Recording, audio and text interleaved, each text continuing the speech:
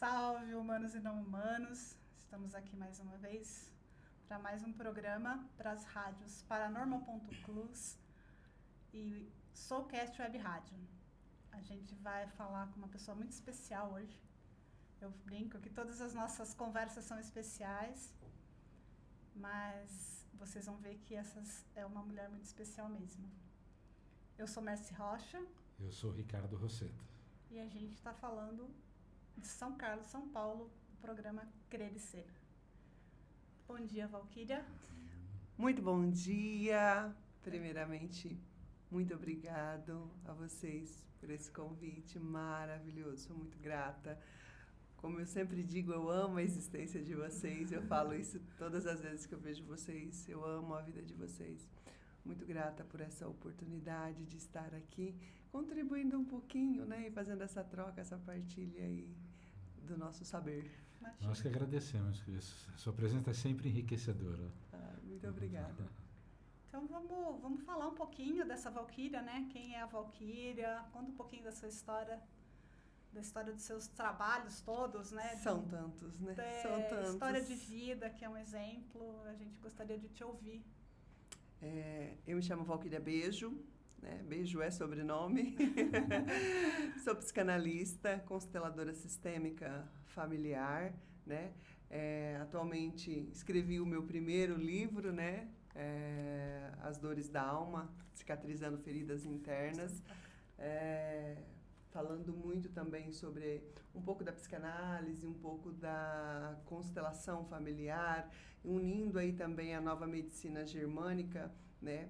Então aqui eu trago várias vivências e essas vivências desse livro, né, abordando, traz um pouco da minha história também, especialmente a partir de 2011, né, que foi quando eu descobri um câncer, né, um câncer aí terminal, uma neoplasia mamária maligna, um câncer de mama, né, mais dito assim. Eu tinha na época 25 anos quando eu descobri esse câncer e comecei a olhar a vida naquela época quando eu descobri o câncer como uma vítima, né? Hoje eu olho e falo assim, as meninas sempre me ouvem dizendo isso, eu sou tão grata por ter tido um câncer na minha vida, porque eu conheci tantas pessoas, eu evoluí como ser humano. Hoje a gente tem um trabalho lindíssimo, né? Foi a partir daquele momento ali que eu descobri o câncer.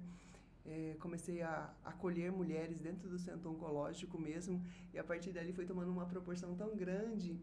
E a gente começou a fazer um trabalho muito pequeno ali dentro do centro oncológico e de repente estava fundada a ONG Oncovita, né, que é a ONG do qual eu sou fundadora e acolho pacientes. Começamos com mulheres, né, que estavam no mesmo estado que eu ali, mastectomizadas, que perderam ali a mama devido ao câncer de mama. E, de repente, a gente já era num grupo de Facebook 7.500 mulheres. E aquilo tomou uma proporção muito grande, né? E eu falei, poxa, a gente vai ter que ter um CNPJ. E a gente fez a associação que hoje é chamada e conhecida aqui na cidade de São Carlos como ONG Oncovita, né? Então, foi através de toda essa vivência aí que, quando o médico olhou para mim, disse que eu tinha poucas chances de vida, né? E eu ali na frente dele, careca, sem expectativa nenhuma, eu comecei ali a fazer esse trabalho, né? E foi através dessas vivências diárias que eu ia escrevendo em papéis, e escrevendo em folhas e deixando separado tudo isso que se tornou esse livro. Hoje foram as dores, as vivências com pessoas, então eu abordo muito algumas vivências com amigos, hoje com pacientes, né? Então eu trago muito isso muito claro dentro desse livro também. Então eu falo assim que você passar por um câncer é uma faculdade de aprendizado, né? Porque só quem vivencia, né? E eu falo isso com muita propriedade, a gente sabe o que é passar ali dias e dias ali, 6 anos fazendo quimioterapia. É uma faculdade, 6 anos diários, né? Imagina isso. E o que eu acho muito belo é a maneira como você encarou tudo isso. Porque muitas pessoas simplesmente desistem de viver, né? E você não, você começou a olhar para o lado e falar, gente, eu tenho que fazer alguma coisa por essas pessoas.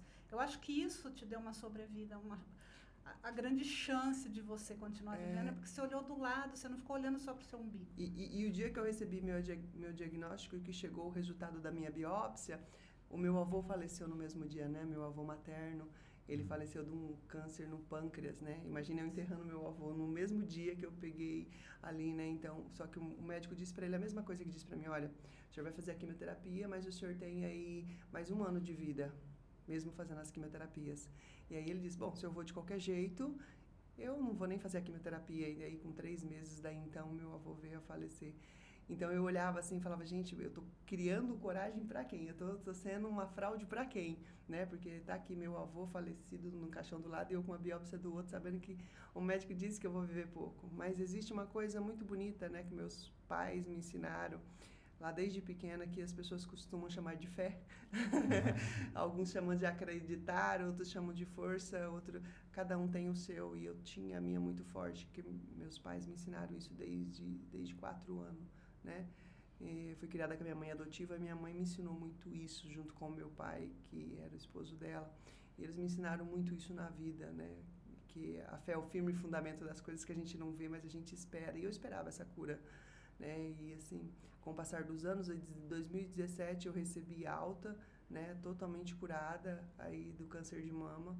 E só posso dizer assim, nossa, obrigado por ter vivenciado isso, porque hoje eu recebo mensagens no meu direct falando, olha, eu acompanhei a sua história. Recebo mensagens de mães, olha, às vezes minha filha está chorando por isso, porque não quer pentear o cabelo, porque o cabelo é ruim. Eu pego as suas fotos e mostro para ela você careca, feliz, fazendo ensaio fotográfico das suas fotos quando você passou pelo câncer. Olha, eu pego as suas fotos. Então, é gostoso você olhar e falar assim, poxa, eu sei que eu sirvo de exemplo dentro dessa família, né? É maravilhoso isso. Você saber que você flui ali de alguma maneira, né? Que você tem essa questão aí dentro das casas, das famílias, né? De alguma maneira. E foi um ato de muita coragem da sua parte, né? Porque é muito mais fácil você se vitimizar do que você encarar a situação, né? E isso ensina muito o que é o pensamento, né? É sobre a fé, né? Sobre a força do que você realmente acredita, né? Que você tem como verdade dentro de você, o que você tem com o que você carrega ali, né? Eu nem falo sobre religiosidade, eu falo sobre a espiritualidade, né? Que é o que você leva como verdade para o outro, é como se você se posiciona. Meu pai sempre disse uma coisa para mim e eu levo para a vida também. O coração, ele não tem segredo, com o nosso comportamento ele não revela. Então, a gente leva isso, por mais que você tenta mentir lá dentro, não, nossa, doeu, não, doeu, a gente lembra que teve uma dor, que existia uma situação, é claro, a gente é ser humano, a gente sente, mas se comparado hoje à grandeza que construímos, né, todos os dias, inclusive lá com vocês sabem do trabalho que a gente faz aí, eu falo a gente porque eu preciso de você também, né, que a gente faz ali na vida das pessoas e as pessoas saem dali ressignificadas, né? Sim. Então, assim, eu sou grata pela minha vida, por ter vivenciado tudo isso, por estar aqui hoje, né? Porque é pela fé, pelo acreditar. Nós estamos aqui para fazer diferença na vida das pessoas. Dentro da constelação, né? A gente acredita que nós estamos aqui a serviço. Né? Estamos a serviço aqui de algo muito maior. Apesar de a gente ser lindos, né? A gente não veio aqui a passeio nem para desfile, né? A gente veio aqui para poder realmente servir. A gente está a serviço da vida, a serviço de algo muito maior. E quando a gente entende isso, e hoje eu entendo isso, né? Qual que é o propósito, as outras coisas elas vêm com muita riqueza de detalhes e com muita sabedoria. Deixar uma pegada, né? Construir, nem que seja um pouquinho, né?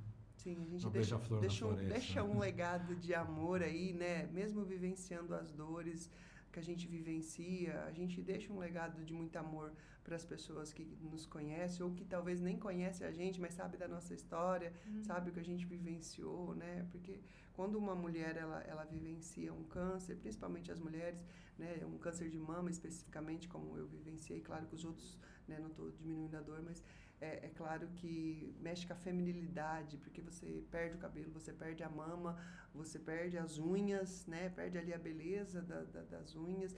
No meu caso, eu enchei 10 quilos, então uma pessoa que usava 36 para usar 42, então foi um grito, um desespero, foi do 8 ao 800, né? Então, a gente fica um pouco, Quem vê você falando, pensa, ela não sofreu. Sofreu muito, né? Bastante. Passou por tudo isso, né? Hoje é passado, mas durante o passar, né? Como que era isso? Era um dia de cada vez? Era um dia de cada vez. Eu olhava, tinha dias que realmente, né? Quando chegou lá na segunda quimioterapia, eu olhava para Deus e orava, fazia minhas orações todos os dias e falava para Ele levar, porque a quimioterapia, ela é uma situação que quem já passou sabe, ela judia muito até para você tomar água. Parecia que eu conseguia sentir até o cheiro da água e me dava náusea. Eu passei 2 anos da minha vida comendo macarrão de miojo cozido puro na água, porque nada descia. Então, hoje eu olho para o miojo e não consigo olhar, porque era minha comida, sabe? Era o macarrão puro do miojo cozido na água. E você vai se adaptando, né? É o que você consegue comer ali para você ter alguma coisa no estômago, porque você precisa estar saudável para fazer a próxima quimioterapia. Então, é um processo muito desafiador.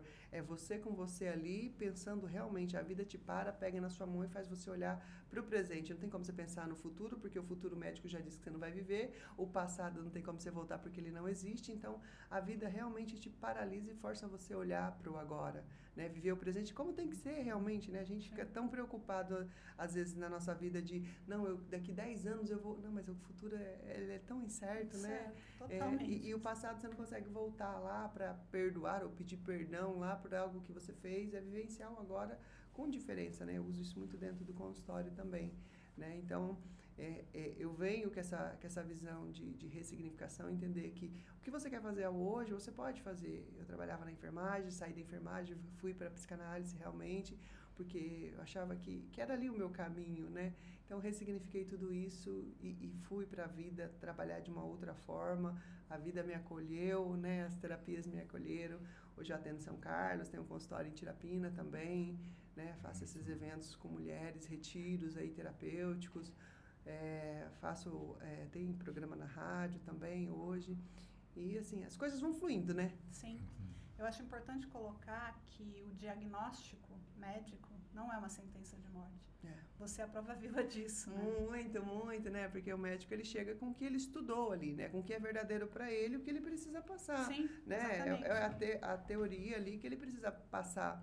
Mas a gente tem uma força muito grande, né? Eu acredito na nossa força, na força que a gente carrega, da vida, da vontade de viver, de existir ali, né? Eu acho que é uma coisa muito bonita, né? Então, assim, você leva isso, automaticamente você acaba contagiando quem está do seu lado, né? Porque as meninas, quando a gente estava com o espaço da ONG física, as pessoas chegavam, nossa, mas você já teve câncer, você está com esse cabelão, você está bonito. Sim, eu já tive câncer. Então, isso, não, uau, eu vou lutar também, porque eu também quero ter essa existência, quero viver assim, quero estar bem como você. Fala um pouco do trabalho da ONG, como que vocês trabalham? Quem são as pessoas que vocês atendem? Como é feito esse trabalho? A ONG Oncovita hoje ela está online, né? Com a chegada da pandemia nas nossas vidas, muita coisa a gente precisou mudar, né? E muita coisa, as pessoas que ajudavam até naquela época, o espaço físico, não conseguiram manter essas doações aí de ajuda e, infelizmente, a gente precisou fechar o espaço físico. Mas a gente continua com o nosso trabalho online, a gente faz os atendimentos terapêuticos, né, com psicólogos, terapeutas, enfim, tem o atendimento nutricional, a gente faz evento, a gente faz desfiles com as pacientes. Então, toda paciente que chega pra gente buscando um suporte emocional, uma orientação, porque quando você descobre um câncer, ninguém está preparado, né? Não. Então, a pessoa não sabe o que ela pode comer, o que ela vai fazer, se ela pode usar peruca, se ela vai conseguir usar peruca, ela não sabe nem dar um nó no lenço. Então, toda essa prática, que parece que é uma coisa boba, a gente ensina e orienta dentro da ONG. Então, ali tem uma pessoa que vai acolher ela, tem um grupo de mulheres que já vivenciaram, que a gente fala, elas nunca estão desonline, sempre tem alguém online ali para responder. E são todas mulheres que já vivenciaram o câncer, que já venceram, que, assim como eu, entendeu? Já passaram.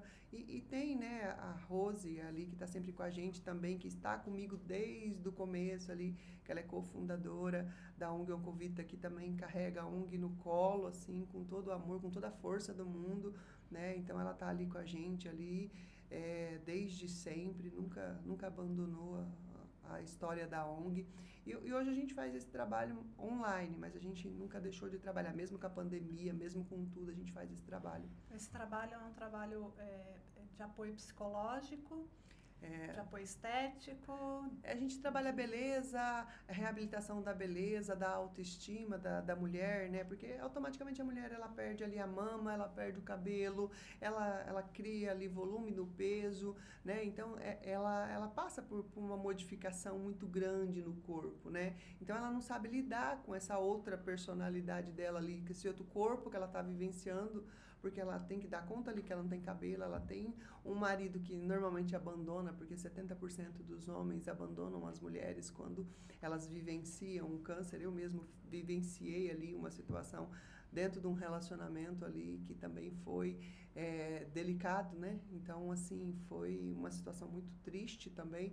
70% das mulheres vivenciam isso. Então, ela já perde o marido vai embora de casa, mas... Quando eu falo o marido vai embora de casa, muitas das vezes ele nem trai, é porque ele realmente não sabe lidar com aquilo. Então ele prefere até fugir do que ele olhar para aquela situação e falar, tá, o que eu faço agora? Eu tô com uma mulher que está doente, careca, aqui em cima de uma cama com um diagnóstico de uma sentença de menos 20% de chance de vida, o que eu faço agora? Os homens, eles não estão instruídos para lidar com essas patologias, com as enfermidades, com doenças, eles não estão, né? Eu chego no consultório direto, pacientes, homens, falando, o que eu faço agora? Né? Então, assim, e a ONG vem para ajudar isso também, até os homens, né, que chegam também pedindo ajuda, já teve vários homens que chegou pedindo socorro. Tá, minha mulher tá passando isso, a gente tem um casamento de 20, 30 anos, o que eu faço agora? Como que eu lido com Como isso? que eu lido com esse fantasma invisível? Porque pra gente é um fantasma invisível ali, pra mulher que tá vivenciando, ou mesmo pro homem, né, porque tem vários homens dentro da ONG também que teve câncer de mama, hoje ressignificados, porém, teve câncer de mama também, e é o mesmo processo da mulher de remover a mama, de cair o cabelo, de ficar inchado ali, com volume no corpo por causa dos corticoides. Então, é toda uma situação ali, né, que vivencia. Sim. E para entrar em contato com o Covita? Tem nossas redes sociais, né, que é ONG Oncovita, Onco de Oncologia e Vita de Vida, né, ou também pelo telefone do WhatsApp da ONG também, pode falar? Sim, por favor. Que é 16 9 91 97 13 23 50. É só chamar a gente ali, né, mas é mais fácil entrar pelo Instagram, que tem sempre gente lá, mais de uma pessoa olhando ali, né, e respondendo também. Quem precisar de ajuda ou puder ajudar. Ou puder ajudar, né? É só... É um trabalho realmente muito, muito interessante, muito bonito. É muito relevante, né? Sim. Além da beleza do trabalho, ele é muito relevante. É importante que elas, né, recebam todas. Elas não, né? Porque hoje a ONG atende homens e crianças também. Atende, na verdade, os pais, né? Os pais das crianças, porque, na verdade, a criança, ela não tem essa sabedoria de que, poxa, talvez eu vou passar por um processo de encerramento do ciclo da vida, poxa, eu vou... Não, eles não sabem, eles sabem que eles estão vivenciando alguma coisa, mas quem sofre mais é os pais, né? Quando eu vivenciei o câncer, o meu pai sofria mais do que eu. Olhava para ele e falava, por que ele está chorando desse tanto? Por que ele está em oração ajoelhado o dia inteiro? Meu pai ficava a tarde inteira de joelhos orando, sabe, intercedendo e chorando. Eu falava, gente, mas eu tô bem, né? Então, tipo, depois que eu vivenciei aquilo tudo, eu fui ver a dimensão. E às vezes até é importante ressaltar que às vezes o paciente ele passa por uma situação emocional depois do tratamento. Porque enquanto ele está no tratamento, ele está buscando força para viver aquele dia. Quando cai a ficha dele, ele saber, uau, olha o que eu passei, aí a emoção vai lá no chão. Então, a gente dá esse suporte dentro da ONG durante e depois ali do câncer, depois de ressignificado, porque a emoção ela vai lá embaixo, porque ela vai entender o que ela passou, aí ela vai começar a ler, ela vai começar a procurar o que eu vivi mesmo. Eu vivi um câncer, uma neoplasia mamária maligna, disso, daquilo. Nossa, olha essa cicatriz que ficou na minha mama, né? Eu fiz 3 cirurgias, eu precisei fazer. Olha como ficou isso no meu corpo. Talvez a pessoa ela não tenha um nome ainda para dar para aquilo tudo, aqueles retalhos pelo corpo, né? E ela vai ficar olhando para aquilo, pensando, por que eu vivi isso? Olha, Deus não olha para mim. Então a pessoa vai começar a se lamentar depois que ela termina o tratamento. Eu falo porque aconteceu comigo, né? Depois que terminei tudo, eu olhei e sentei assim. E agora, né? Falei, tá, e agora? Onde eu estava esses 6 anos da minha vida, né? Onde que eu fiquei? O que aconteceu no mundo? Porque você fica todo dia, nossa, amanhã eu tenho exame, depois amanhã eu tenho não sei o quê, eu tenho radioterapia. Você fica em função de você mesmo, né? Mas aí eu olho também e falo, mas muitos anos da minha vida, os outros 25 anos da minha vida, eu não olhei para mim. Era aniversário, velório, batizado, casamento, divórcio, tudo eu ia. Vamos, Valquíria, vamos, Valquíria, vamos. Então eu nunca parei e sentei e tomei um café. Eu sempre estava correndo para ajudar os outros, né? Então eu falo assim, a vida veio, parou e me fez olhar para mim mesma. Né? Então hoje eu só oferto para você se eu tenho primeiro para mim. Eu só vou com você se eu estiver descansada, se eu estiver realmente conseguindo fazer por mim primeiro, sabe? A vida vai ensinando a gente, né? Vai. A gente tem que se colocar em primeiro lugar, né? Sempre. Sim. Muito bom. E fala um pouco pra gente da Valquíria, psicanalista, 5 minutos, Valquíria. consteladora. A Valquíria psicanalista, ela pega um pouco dessa vivência dela também, né? Da vivência aí como pessoa, como paciente também, porque a gente só consegue entender a dor do outro, e eu sempre falo isso, que o paciente que chega até o consultório, ele só vem porque ele está passando ou já vivenciou algo tão parecido com a sua dor, né? Então, assim, não vou dizer que fica mais fácil, mas fica um caminho mais leve de transitar, você entender a dor do outro, né? Porque às vezes a dor de cabeça que dói em mim, ela dói 10 vezes mais em você. Não dá para você mensurar, ou falar, não, isso é só uma dor de cabeça. Não, às vezes dói muito uma dor de cabeça, né? Então, assim, dentro do consultório eu trabalho todas essas questões, tanto da psicanálise, dentro da constelação, trabalho com auriculoterapia, né? Acupuntura relacionada a pontos de dores emocionais, né? Então, eu trabalho tudo isso aí de acordo com cada paciente. Ele recebe um protocolo diferente, porque não dá para você fazer um copia e cola ali de cada atendimento dos pacientes, replicar aquilo ali, porque cada um chega com uma dor. Às vezes, a dor da mãe que um chega, a outro chega com a dor da mãe, só que é diferente, né? Às vezes é mais intenso. Às vezes, a dor da mãe de um é a ausência, a outra é o luto. Então, cada um a gente trata de uma maneira e de um jeito, né? O tratamento tem que ser individual, porque cada um é um indivíduo, né? É singular, você não pode né? generalizar, né? É singular.